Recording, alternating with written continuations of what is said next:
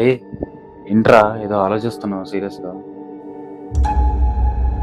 రేవంత్, నాకు ఎప్పటి నుంచో ఒకటి తెలుసుకోవాలనిపిస్తుందిరా. ఏంట్రా అడుగురా.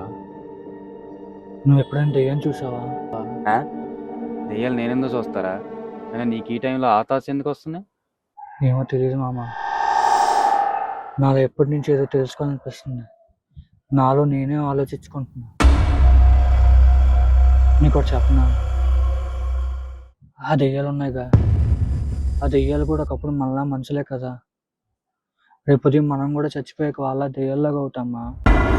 రే నీకేమైనా పిచ్చా? ఏం ఆలోచించబాక ముందు పద ముందు ఇక్కడి నుంచి.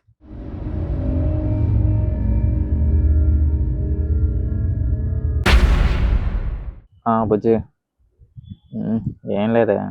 కొత్త ఫ్లాట్కి షిఫ్ట్ అయ్యి 2 days అయింది కదా. సామాన్లు షిఫ్టింగ్కి బాడీ పెయిన్స్ ఇంకా తగ్గలేదే. రే మామ నీతో కొంచెం మాట్లాడాలరా. బుజ్జి, ఒక నిమిషం మళ్ళీ చేస్తాను. చెప్పు. మన పవన్ గారు ఈ 2 రోజుల నుంచి చాలా స్ట్రేంజ్గా బిహేవ్ చేస్తున్నాడు.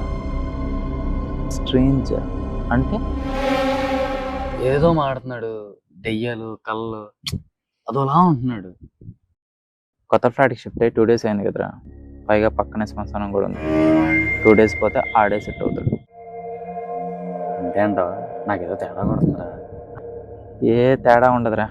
2 days ఆగితే ఆడే సెట్ అవుతాడు.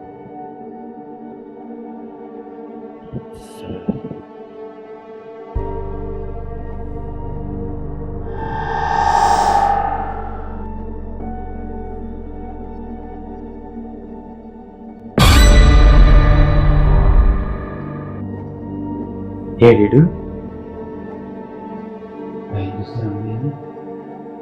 ఈ టైంలో ఎక్కడికి వెళ్ళాడు?